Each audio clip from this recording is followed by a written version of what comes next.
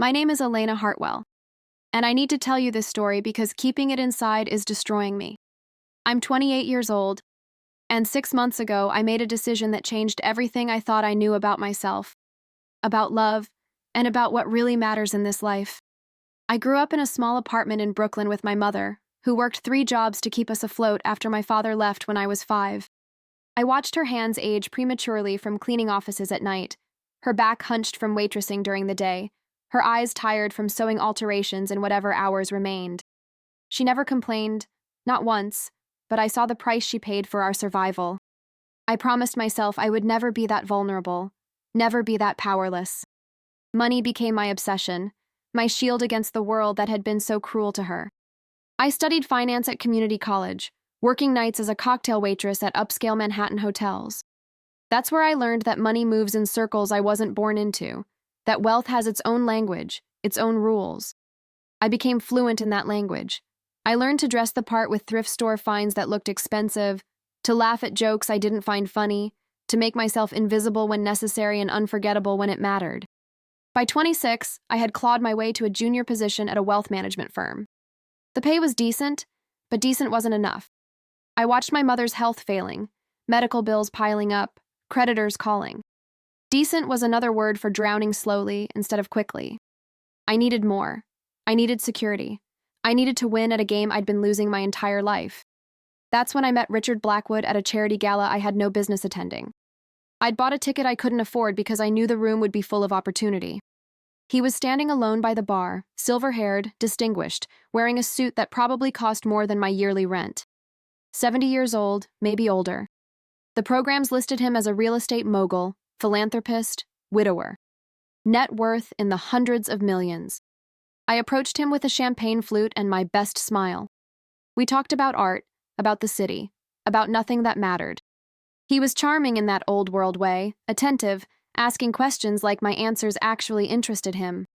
When he asked for my number, I gave it without hesitation. This was it. This was my way out. Over the next 3 months, Richard courted me like something out of a classic film.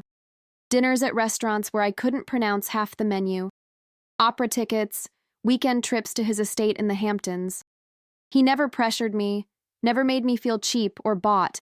He treated me like I was precious, like I mattered beyond my appearance or my youth. It almost made me forget why I was there. But I couldn't forget. Every time my phone rang with another call from the hospital about my mother's treatment, every time I checked my bank account and felt that familiar panic, I remembered. This wasn't about romance. This was survival. This was strategy. When Richard proposed after 4 months, kneeling in his penthouse overlooking Central Park with a diamond that could have paid off my mother's medical debt twice over, I said yes without hesitation. My friends thought I was crazy. My mother, weak in her hospital bed, took my hand and asked if I was sure. I told her I'd never been more certain of anything. I told her I loved him. I almost believed it myself. The wedding was small, elegant, exactly what Richard wanted. 50 guests at an exclusive venue in the Catskills, fall leaves painting the world in gold and crimson. I wore a dress that cost more than my mother's first car. I smiled through the ceremony, through the toasts, through the carefully choreographed moments of a life I was purchasing with my youth and my willingness to pretend. But that night, in the honeymoon suite of a 5-star resort, everything I thought I knew shattered like glass hitting marble. Richard stood by the window, still in his tuxedo, looking out at the mountains. I was in the bathroom, wearing the expensive lingerie I'd bought for this performance, steeling myself for what came next. When I emerged, he turned to face me, and something in his expression stopped me cold. He looked sad. No, not sad. Guilty. Richard reached up and pulled off his silver hair. His wig. Underneath was a full head of thick, dark brown hair, barely touched with gray at the temples. My mind went blank. I couldn't process what I was seeing. Then he reached for his face, and I realized he was wearing prosthetics. He peeled away the age lines, the jowls, the carefully constructed mask of elderly respectability. The man standing before me was maybe 45, 50 at most. Handsome in a rough, real way that the old Richard never was. I couldn't speak. Couldn't move. Couldn't understand. The man who wasn't Richard spoke, and his voice was different too, deeper, without the refined elderly tremor. He said his name was Marcus Steele, and he needed to tell me the truth before we went any further with this charade. I found my voice then, angry and sharp. I demanded to know what kind of sick game this was, if Richard Blackwood even existed, if anything about the last 4 months had been real. I was already calculating exit strategies, already thinking about lawyers and annulments, and how spectacularly my plan had exploded. Marcus held up his hands, asking me to sit down, to listen. Something in his eyes made me stay. Fear, maybe, or recognition of my own desperation reflected back at me. He told me Richard Blackwood was real. Richard was his uncle, his father's older brother, who had died 18 months ago of a sudden heart attack. Richard had no children, no close family except Marcus. The estate, the businesses, the fortune, all of it had gone to Marcus in the will.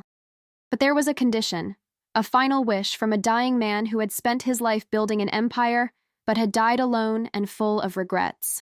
Richard's will stipulated that Marcus had to be married, had to prove he could build a real partnership with someone before he could access the full inheritance. If Marcus remained single past his 48th birthday, which was in 8 months, everything would go to charity. Richard had believed that loneliness had poisoned his own life, that money without love was worthless. He wanted better for his nephew. Marcus had tried. He'd dated, pursued relationships, but nothing worked.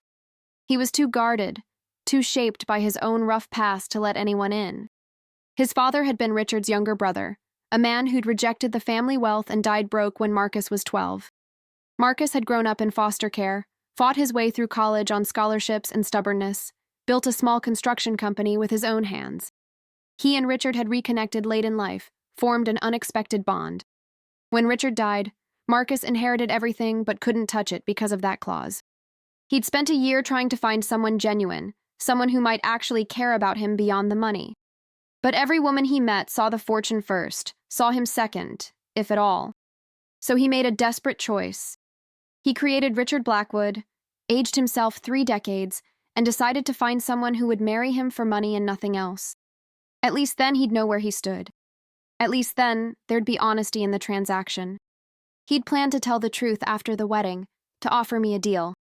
We'd stay married for the required time, present the appearance of a partnership, and when the inheritance was secured, we'd divorce. I'd get a generous settlement. We'd both walk away with what we wanted. I listened to all of this standing in expensive lingerie in a honeymoon suite, my entire understanding of reality rearranging itself. I should have been furious. I was furious. But underneath the anger was something else. Relief, maybe. The mirror he was holding up to my own manipulation. I asked him why he was telling me this now instead of waiting. He could have kept the charade going, could have trapped me in the lie. He said he couldn't go through with it. He'd watched me over the past months, seen glimpses of who I really was beneath the calculated charm. He'd heard the late-night phone calls to my mother, seen the fear in my eyes when I thought no one was looking. He said I deserved to know what I was really agreeing to make a real choice instead of walking into another trap. We spent that night talking, not touching, sitting on opposite sides of that enormous hotel room. I told him about my mother, about the medical debt, about growing up watching poverty slowly kill the person I loved most. He told me about foster homes, about learning not to trust anyone, about the strange guilt of inheriting wealth he'd never expected and didn't feel he'd earned. We were both mercenaries in our own ways, both trying to survive in a world that hadn't been kind. As dawn broke over the mountains, we made a pact. We'd continue the marriage, but as partners, not as marks conning each other. He needed a wife to satisfy the will. I needed financial security for my mother and myself. We'd be honest about what this was, a business arrangement between 2 people who understood each other's damage. We spent our honeymoon learning to be roommates. Marcus rented a different suite, gave me space, treated me with a careful respect that felt foreign after months of playing a role. We established rules, separate bedrooms in his Manhattan townhouse, no expectations beyond public appearances together, honesty, even when it hurt. Moving into Marcus's home was surreal. The townhouse was beautiful but impersonal, like a stage set for a life no one actually lived. We circled each other carefully those first weeks, polite strangers sharing expensive square footage. He worked long hours on construction projects he'd never abandoned despite the inheritance. I continued at my finance job, refused his offers of money beyond what we'd agreed on for my mother's care. My mother's health improved with the proper treatment I could suddenly afford. When I visited her in the new facility Marcus's money had made possible, she looked at me with eyes that saw too much. She asked if I was happy. I told her I was fine. She said fine wasn't what she'd wanted for me, that she'd rather have died poor than watch me sell myself for her medical bills. I told her she didn't understand. But she did. She understood better than anyone. 3 months into our arrangement, something shifted. Marcus and I developed a routine. Coffee together in the mornings before he left for job sites, before I headed to the office. We'd talk about nothing important, weather and news and the small details of daily life. He was funny in an unexpected way, dry and observant. I found myself laughing without calculation, without agenda. He'd leave notes sometimes, silly things on Post-its stuck to the espresso machine. Reminders to eat breakfast because he'd noticed I skipped meals when stressed. Terrible jokes that made me roll my eyes and smile despite myself. I started leaving my own notes in response. Small conversations on paper, honest in a way face-to-face words weren't. I started noticing things about him. The way he'd come home with plaster dust in his hair because he still worked alongside his crew, refused to be the boss who only showed up to collect profit. How he'd spend Saturday mornings volunteering at a youth center in his old neighborhood, teaching teenagers basic construction skills. The gentle way he handled the rescue dog he'd adopted, a scarred pit bull mix everyone else had rejected. One evening, I came home to find him cooking dinner. Not ordering in, actually cooking, the kitchen a disaster of ingredients and good intentions. He'd found out it was my birthday, a detail I'd never mentioned.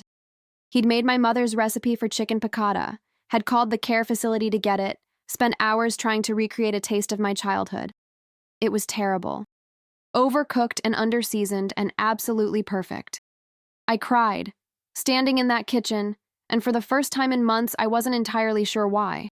He'd looked so worried, apologizing, offering to order something else. I'd kissed him. Just grabbed his flour-dusted shirt and kissed him, tasting lemon and capers and something I'd forgotten existed. Hope, maybe. Or the beginning of something real. We didn't talk about it after. Went back to our careful distance, our separate rooms. But something had cracked in the walls we'd built. I'd catch him watching me sometimes, expression unguarded, and I'd see the same confusion I felt. This wasn't supposed to happen. We weren't supposed to care. Month 4 brought a crisis that changed everything. My mother took a sudden turn, an infection that spread faster than the antibiotics could fight. I got the call at 2 in the morning, Marcus already awake, already pulling on clothes when he heard my phone ring. He drove me to the hospital, stayed in the waiting room through the endless hours while doctors fought to save her. When they finally let me in to see her, she was so small in that bed, tubes and monitors everywhere. I held her hand and tried to be strong, tried to be what she needed. She squeezed my fingers with what little strength she had and told me she was proud of me. Not for the money, not for the marriage, for surviving, for fighting, for still having the capacity to love even when I was trying so hard not to. She died 3 days later, with me holding one hand and Marcus holding the other. He'd refused to leave, had brought me food I couldn't eat, coffee I couldn't drink, sat with me through the vigil. When she took her last breath, when the monitors went silent, I shattered. Just completely broke apart in that hospital room. Marcus held me together.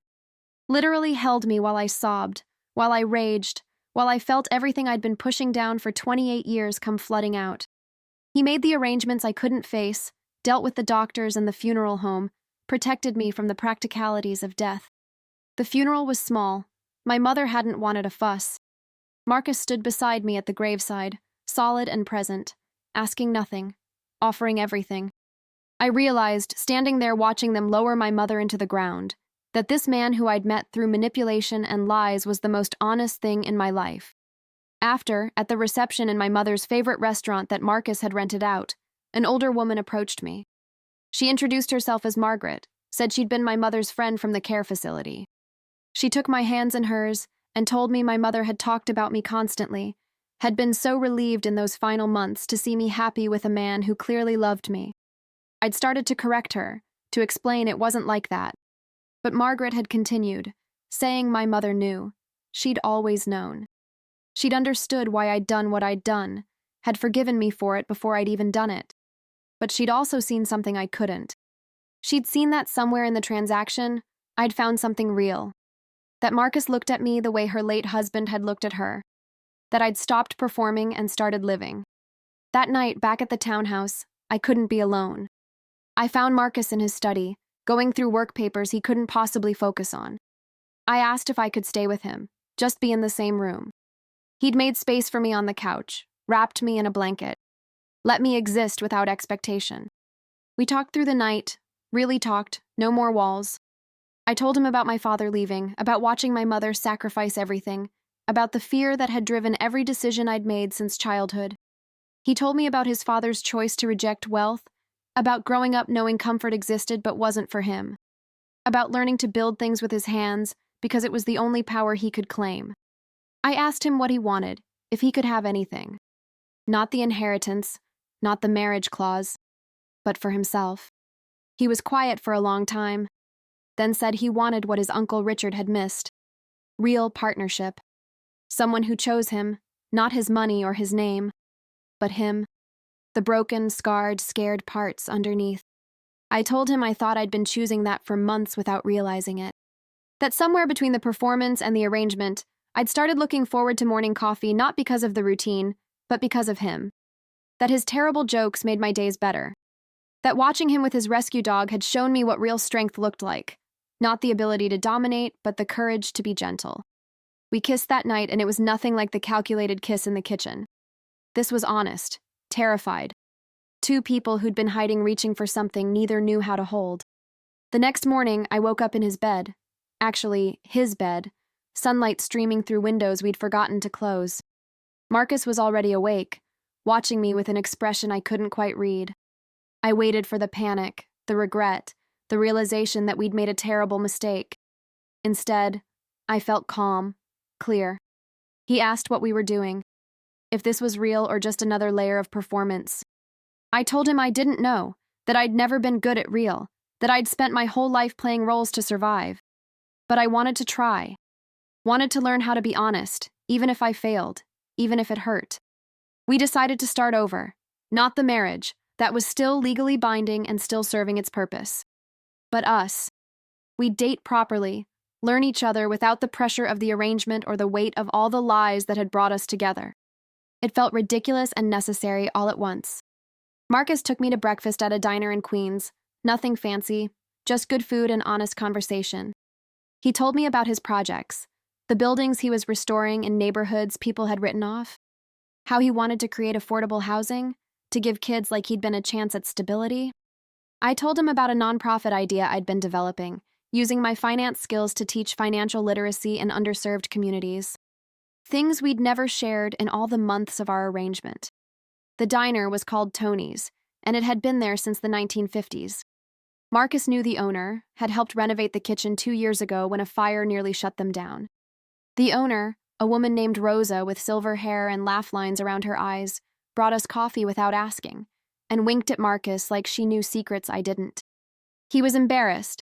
This man who'd worn a disguise for months without flinching, suddenly self-conscious about an old woman's knowing smile.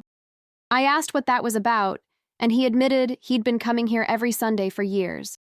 That Rosa had been feeding him since he was a struggling contractor eating ramen for dinner, that she'd never let him pay full price even after he could afford it. Rosa came back with plates piled high with eggs and potatoes and toast. She looked at me with sharp, assessing eyes and said Marcus had never brought anyone here before.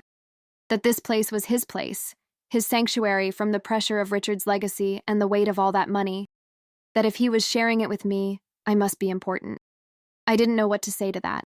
Important felt like too much, and not enough all at once. Marcus just squeezed my hand under the table and changed the subject, asking Rosa about her grandson who was applying to colleges. But I filed that moment away, that small confirmation that what we were building mattered to him in ways the arrangement never had. Over breakfast, we talked about his construction projects in detail for the first time. He was working on converting an old factory in the Bronx into mixed-income apartments. The vision was to create a community where people of different economic backgrounds lived together, where kids growing up poor could see different possibilities, where wealthier residents couldn't ignore the realities of the people around them.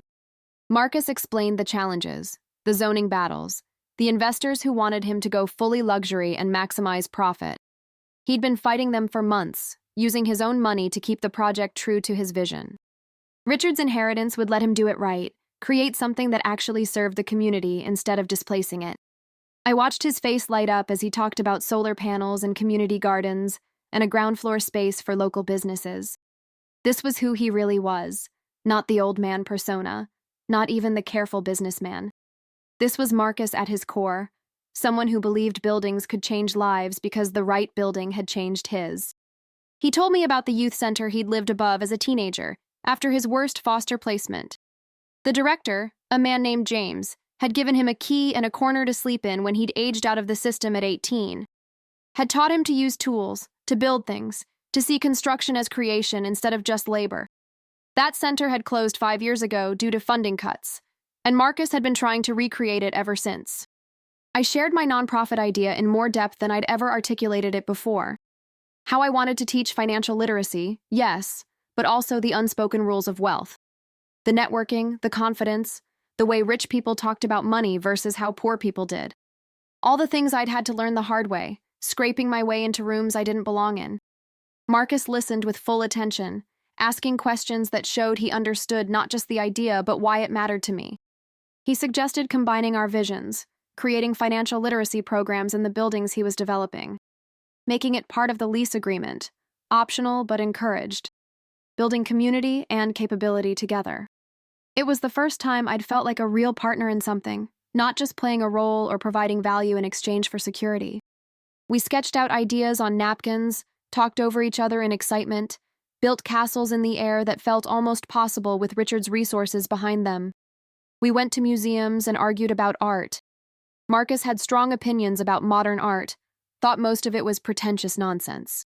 I defended it, not because I disagreed entirely, but because I loved watching him get passionate about something, his careful reserve cracking open. We stood in front of a Rothko painting for 20 minutes, debating whether color fields were profound or just expensive interior decoration. An older man standing nearby joined our conversation, turned out to be an artist himself.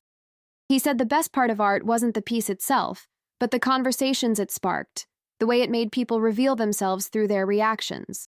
He looked between Marcus and me and said we were lucky to have found someone who engaged instead of just agreeing, that the arguments were where real intimacy lived. We walked through Central Park afterward, fall leaves crunching under our feet, talking about everything and nothing. Marcus told me about his favorite tree, a massive oak near Bethesda Fountain that he'd climbed as a kid when he'd run away from a particularly bad foster home. He'd spent a whole day in its branches, watching people live their lives below, wondering if he'd ever feel that carefree. I told him about my first time in Central Park, 8 years old, my mother scraping together money for a day trip into Manhattan. We'd had a picnic of sandwiches and apples, sitting on the grass like we belonged there. My mother had pointed at the buildings surrounding the park and told me that money couldn't buy happiness, but it could buy choices. That she wanted me to have choices she'd never had. Marcus was quiet after that, processing the weight of what my mother had wanted versus what I'd become in pursuit of it. He said he thought she'd be proud of who I was now, not the calculating woman who'd approached Richard at that gala, but the person I was becoming as I let those defenses down. I wanted to believe him. He taught me basic carpentry in his workshop, a converted garage behind the townhouse filled with tools and the smell of sawdust. Marcus was patient when I messed up, genuinely proud when I successfully built a simple bookshelf. He showed me how to measure twice and cut once, how to sand with the grain, how to trust my hands to create something solid and real. I was terrible at it initially, my measurements off, my cuts crooked.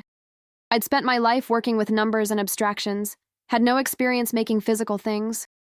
But Marcus never made me feel inadequate. He'd just show me again, his hands guiding mine, his voice calm and encouraging. The bookshelf took 3 weekends to complete.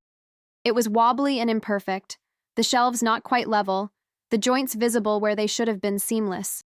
But I'd made it with my own hands, had transformed raw wood into something functional. We put it in my room, though Marcus had offered to build me something better. I wanted this one. Wanted the reminder that I could create, not just acquire. I dragged him to a salsa class at a dance studio in Chelsea, partly because I'd always wanted to learn and partly because I wanted to see him uncomfortable, vulnerable in a way he usually wasn't. He was terrible at it, all stiff shoulders and counted steps, completely unable to feel the rhythm. I laughed until I cried watching him try to follow the instructor's demonstration, his construction worker Grace utterly absent on the dance floor. But he kept trying, week after week, because I'd mentioned wanting to learn. He never complained, never suggested we quit even though he was clearly the worst in the class. After the fourth session, something clicked. He stopped thinking so hard, stopped trying to control every movement, and just moved with me. We were still terrible, but we were terrible together, laughing through missed steps and collisions. The instructor, a woman named Carmen from Puerto Rico, pulled me aside after class one evening. She said she'd been teaching for 20 years and could always tell which couples would last. It wasn't the ones who danced perfectly together immediately. It was the ones who could laugh at themselves, who kept showing up even when they looked foolish, who cared more about the partner than the performance. These months of dating while married were strange and precious. We were learning each other backward, starting with legal commitment and working our way back to first date nervousness. Sometimes I'd catch myself calculating, falling into old patterns of reading situations and planning responses. Then I'd remember I didn't have to perform anymore, that Marcus had already seen my worst and stayed. We fought too. Real fights about real things. About his tendency to take on everyone's problems but his own, to work himself into exhaustion trying to save every struggling kid who reminded him of himself. I'd find him at 2 a.m. still reviewing plans for the Bronx project, or on the phone with a teenager from the youth center who'd gotten in trouble, or researching scholarships for kids he barely knew. I told him he couldn't save everyone, that he'd burn out trying. He told me I was one to talk, still working 60-hour weeks at the finance firm even though we didn't need the money, still trying to prove I was worth more than my marriage had bought me. We both had our demons, our ways of running from what scared us. One fight in particular nearly broke us. It was about money, of course, about Richard's inheritance and what it meant and who deserved it.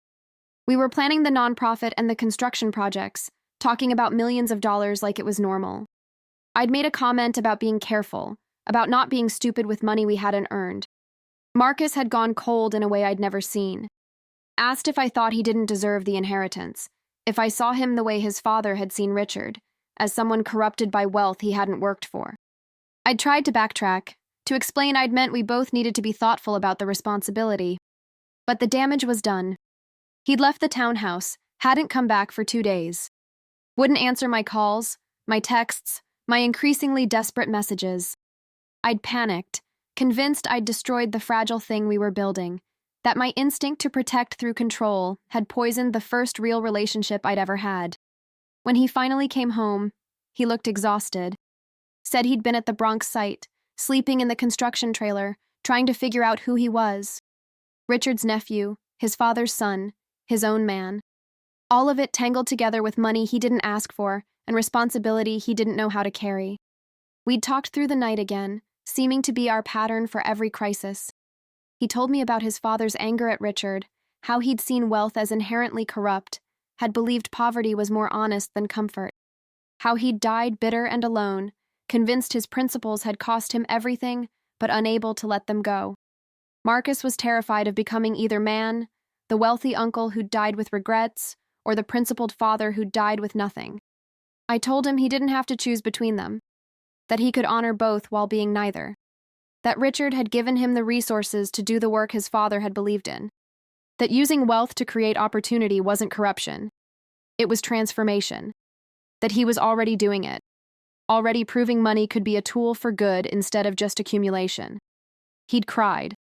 This strong man who'd disguised himself as elderly, who'd carried so much for so long, just broke down and cried in my arms while I held him and promised him he wasn't alone in figuring this out. That we'd make mistakes together, learn together, build something that honored the complicated legacy he'd inherited. After that fight, something shifted. We stopped being quite so careful with each other, stopped treating our relationship like it might shatter at any moment. We'd survived the worst, the revelation and the grief, and now this, and we were still here, still choosing each other. Marcus introduced me to his construction crew, the guys he'd worked with for years before the inheritance. They were skeptical at first, clearly protective of their boss, wondering if I was another woman after his money. Tommy, the foreman, actually pulled me aside and asked me straight out what my intentions were. I appreciated the directness, told him the truth, that I'd started out as exactly what he feared, but had become something else. That I was still figuring out how to be the person Marcus deserved, but I was trying. That I loved him, even though saying it out loud still terrified me. Tommy had studied me with sharp eyes, then nodded. Said Marcus had good instincts about people, that if he trusted me, that was enough. But if I hurt him, the whole crew would make my life miserable in ways I couldn't imagine. I believed him. And I was grateful for it. For people who protected Marcus the way I was learning to. I brought Marcus to meet my mother's friends, the women who'd known me since childhood. They were even more skeptical than his crew, had watched my mother sacrifice everything, and weren't about to let me dishonor that by being careless with my own life. Mrs. Chen, who'd lived next door to us for 15 years, interrogated Marcus like he was applying for security clearance. She asked about his intentions, his character, his ability to weather hard times. Marcus had answered every question honestly, even the uncomfortable ones about our arrangement and how we'd started. He'd looked these working-class women in the eye and told them he'd deceived me initially, but was spending every day since trying to deserve me. That their friend's daughter had taught him what real strength looked like. Mrs. Chen had gotten teary, said my mother would have liked him. That she'd worried I'd marry someone who saw me as a trophy or a transaction. But Marcus saw me as a partner. She'd given us her blessing, and the other women had followed suit, though with stern warnings about treating me right or answering to them. Having these people in our lives, protective and demanding and real, made our relationship feel less fragile. We weren't just two damaged people clinging to each other. We were building a community, a network of accountability and support that neither of us had really had before. The nonprofit started to take shape. We hired an executive director, a woman named Jasmine who'd grown up in public housing and worked her way through Columbia Business School. She understood both worlds, could speak to funders in their language while keeping the mission focused on real community impact. She challenged us constantly, pushed back when our ideas were too abstract or removed from actual needs. Jasmine was tough, didn't care about Marcus's money or my background or anything except whether we were serious about making change. In our first planning meeting, she'd looked at our drafted mission statement and told us it was garbage. Too vague, too focused on what we wanted to do instead of who we wanted to serve. She'd made us spend 6 hours rewriting it from scratch, forcing us to talk to actual community members instead of assuming we knew what they needed. It was humbling and necessary. Marcus and I had both been operating from our own experiences, our own trauma and triumph. But Jasmine reminded us that everyone's story was different, that what had worked for us might not work for the single mother working 3 jobs, or the teenager aging out of foster care, or the immigrant family navigating systems in a second language. We started small, piloting financial literacy workshops in community centers across Brooklyn and the Bronx. I taught the classes myself initially, wanted to understand what worked and what didn't before we scaled up. The first session was terrifying, standing in front of 20 people who had every reason not to trust someone like me, someone who looked like she'd never struggled.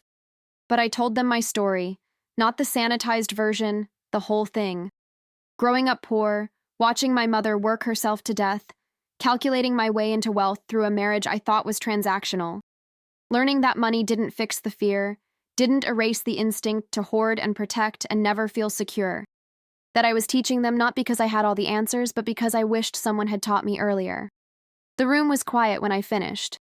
Then a woman in the back, maybe 40 years old with tired eyes, raised her hand. She thanked me for being honest, for not pretending I'd figured everything out.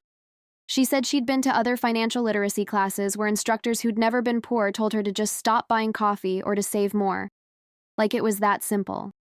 Like she had margins in her budget to trim instead of impossible choices about which bills to pay. We had a real conversation then, all of us, about the difference between middle-class budgeting advice and actual survival strategies when you're poor. About how systems were designed to keep people trapped, to charge fees for being broke, to punish financial mistakes the wealthy never faced. About how changing individual behavior helped but wasn't enough without changing structures. Jasmine sat in on that first class, taking notes. Afterward, she told me I'd done well, but needed to listen more, talk less. That the best teaching happened when I facilitated conversation instead of lecturing. That these people had wisdom I didn't, survival skills I'd never needed to develop. and my job was to help them see that as valuable instead of deficit. I learned as much as I taught in those classes. Learned about informal lending circles in immigrant communities, about the way neighbors supported each other when institutions failed them, about resilience I'd never had to develop because I'd clawed my way into different options. It changed how I thought about wealth and poverty, about what help actually looked like versus what I'd assumed it should be. Marcus was doing similar work on the construction side. The Bronx factory conversion was moving forward, but he'd changed the approach based on community input. Instead of just building apartments, he was creating apprenticeship programs so local residents could learn construction skills while the building went up. They'd get paid, get trained, and have first priority for the property management jobs once the building opened. He was on site most days, working alongside the crew, teaching teenagers how to frame walls and install electrical. He'd come home covered in dust, exhausted and happy, in a way the old Richard persona never could have been. This was what he'd been working toward his whole life, the chance to create opportunity the way James had created it for him. One evening, about 8 months into our real relationship, we were cooking dinner together in the townhouse kitchen. Marcus was chopping vegetables with the precision of a carpenter, measuring cuts with his eyes. I was attempting to follow a recipe my mother had written out years ago, her handwriting a painful reminder of what I'd lost. The radio was playing jazz, something instrumental and soothing. We moved around each other easily now, comfortable in shared space in a way we hadn't been in the beginning. He'd reach for the olive oil at the same moment I'd grab it, our hands touching, easy and familiar. Marcus suddenly stopped chopping and looked at me. Really looked at me, with an expression I couldn't quite read. He said he loved me. Just said it, no preamble, no calculated moment. Standing in the kitchen with half-chopped vegetables and sauce simmering on the stove, he told me he loved me and wanted me to know, needed me to know, that this was real for him. I'd frozen, knife in hand, my heart doing something complicated in my chest. I'd known, of course. Had felt it in 1,000 small actions, in the way he remembered how I took my coffee and which side of the bed I preferred, and that I couldn't sleep if there was any light. But hearing it out loud, stated simply and without agenda, was different. I told him I loved him too, that I hadn't meant to, that I'd spent months trying not to, that I was still scared of it but it was there anyway, that he'd shown me what partnership actually meant, what it felt like to be chosen not for what I could provide but for who I was, mess and all. We'd abandoned dinner, let the sauce burn while we held each other in that kitchen. When the smoke alarm went off, we'd laughed and ordered pizza, eating it on the floor in front of the couch, talking about the future like it was something we were building together instead of something that would happen to us. After, about whether to tell his lawyer the truth about our initial arrangement, I'd left the townhouse, walked for hours in the rain.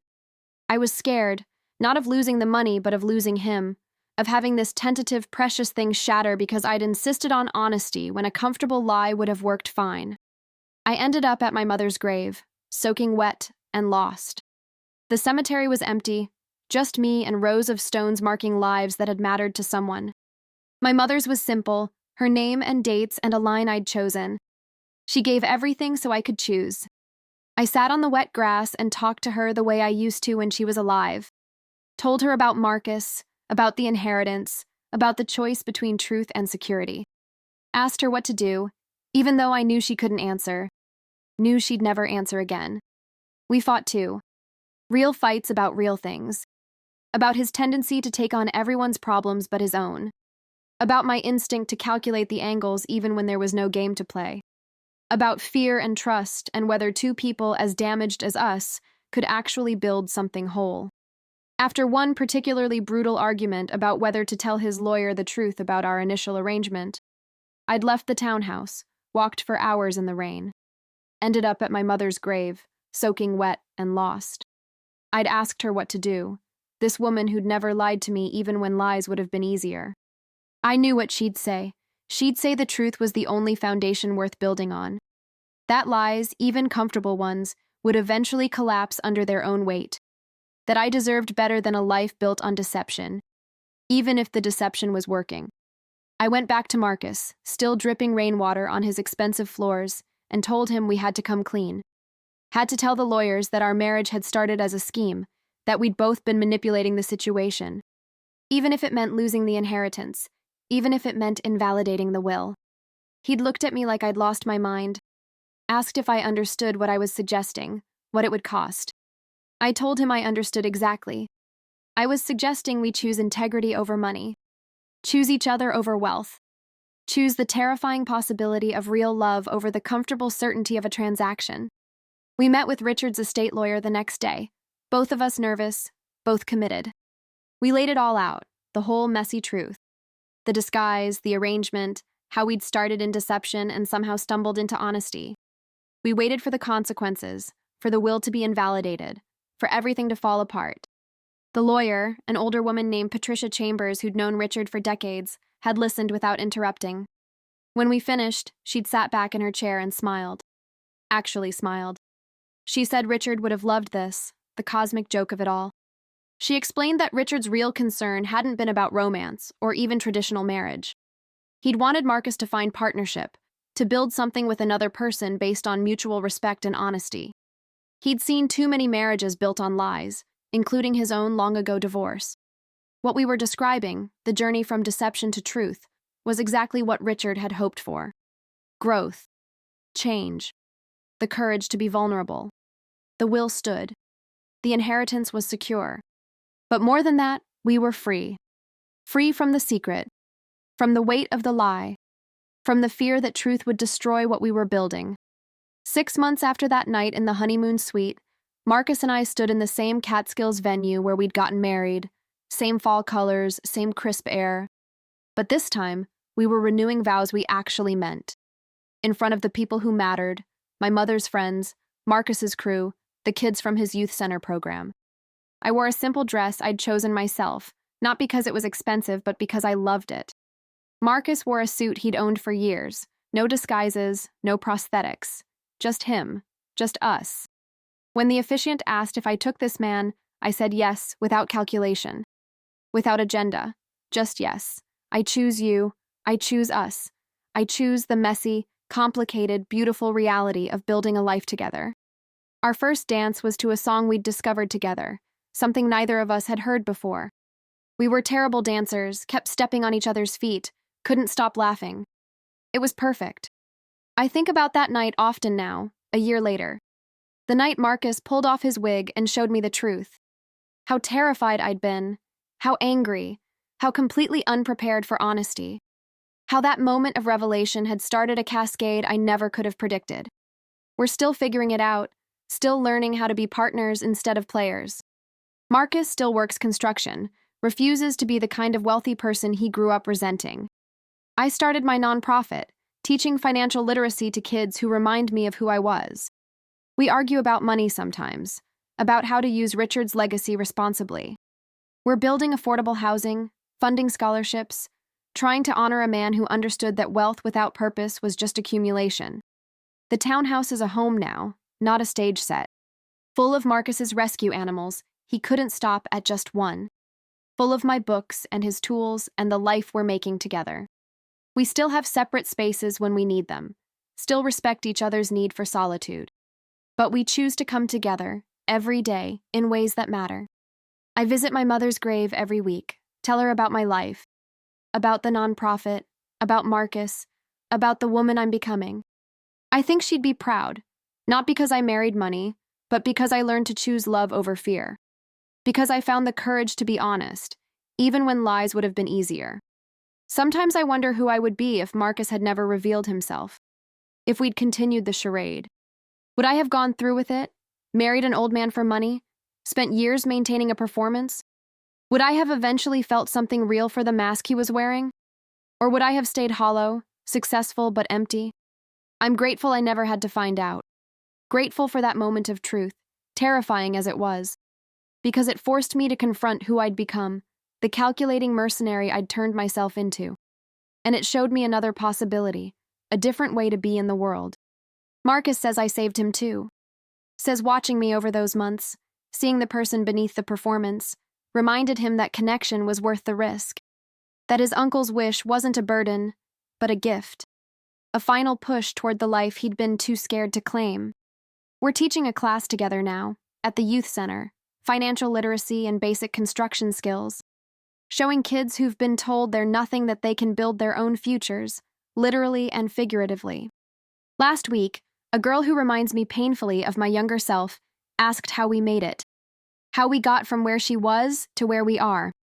I told her the truth, that I'd made every wrong choice for what seemed like the right reasons, that I'd tried to buy security and found love instead, that sometimes the path to who you're meant to be goes through exactly who you're afraid of becoming, that honesty, even when it costs everything, is the only real foundation. She'd looked skeptical, this kid who'd learned too young not to trust easy answers. I didn't blame her. I'd been her. Hell, part of me still is, still calculating angles, still looking for the trap. But I'm learning. We're both learning, Marcus and me, how to trust the ground beneath our feet. Tonight, we're having dinner with Richard's estate lawyer, Patricia. She's become a friend. A connection to the Uncle Marcus is still grieving. She's bringing photos from Richard's life, stories we haven't heard. Marcus is nervous, still processing his relationship with a man he knew too briefly and owes too much. I squeeze his hand across the table as we wait for her to arrive. He looks at me, this man who pretended to be 70 to find something real. This partner who sees me, really sees me, and chooses me anyway. We're not perfect. We're still figuring out how to be honest when honesty is hard. Still learning to trust when trust feels dangerous. But we're trying. Every day, we're trying. And that, I'm learning, is what love actually is. Not the performance, not the calculation. Just the daily choice to show up, to be seen, to build something real together. My phone buzzes with a message from one of my nonprofit kids. She got into college, full scholarship. I show Marcus, watch his face light up with genuine joy. This is what Richard's money is buying now. Not comfort or status, but possibility. For others, yes, but also for us, the possibility of being better than we were. The possibility of meaning something. As Patricia walks in with her worn leather folder of memories, Marcus stands to greet her. I watch him hug this woman who knew his uncle, see the emotion he's learning not to hide. A year ago, I would have calculated this moment, figured the angle, played the part. Now I just feel it. The strange beauty of broken people healing together. The unexpected grace of truth after lies. This is my life now. Real, messy, honest. Built on the ruins of every manipulation I thought would save me. Built with a partner who loved me enough to risk everything on truth. I wouldn't change it. Not the lies that brought us together. Not the revelation that tore us apart. Not the hard work of building something genuine from such a damaged foundation. Because here's what I've learned, what my mother tried to tell me, what Richards will try to teach Marcus. Money can buy comfort, can buy security, can even buy time. But it can't buy the feeling I have right now, sitting in this restaurant with my husband and our friend, talking about dreams we're making real. It can't buy the peace of knowing someone sees your worst and chooses you anyway. It can't buy the satisfaction of helping others find their own way forward. Love does that. Real, honest, terrifying love. The kind you can't fake or perform or calculate into existence. The kind that shows up when you stop trying to control the outcome and just let yourself be seen. Marcus reaches for my hand under the table and I take it. No hesitation, no agenda. Just two people who found each other in the most unlikely way, who built something real from the rubble of lies, who choose each other every day despite all the reasons not to. The waiter brings menus and we settle in for the evening. Stories and laughter and planning for tomorrow. This is my life. This is my choice.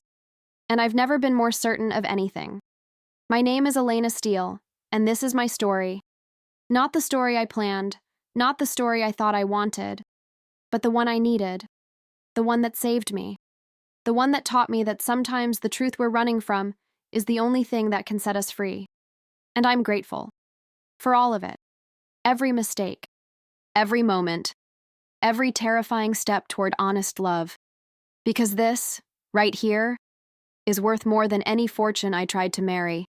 This is real. And real, I've learned, is the only wealth that matters.